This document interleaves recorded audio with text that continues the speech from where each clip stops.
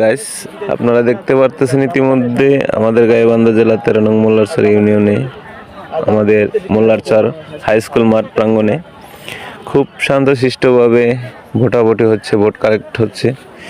কিন্তু ইতিমধ্যে দেখা যাচ্ছে যে আমাদের মোল্লারচর ইউনিয়নে প্রচুর পরিমাণ ধানের শীষে গিয়ে আছে খুবই।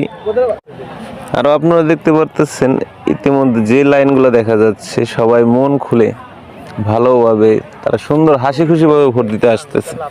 তারা বলতেছে যে এরকমভাবে কোনো বৎসর এই পর্যন্ত কোনো সরকারি ভোট এভাবে দিতে পারেনি, এত শান্তি শৃঙ্খলভাবে কেউ এরকমভাবে ভোট দিতে পারেনি। এর আগেও তো ভোটাভুটি হয়েছে যে রাতের আন্ধারে ভোট শেষ, কিন্তু এবার খুবই শান্তশিষ্টভাবে এত সুন্দর পরিবেশে ভোটাভুটি হচ্ছে যা বলার বাইরে।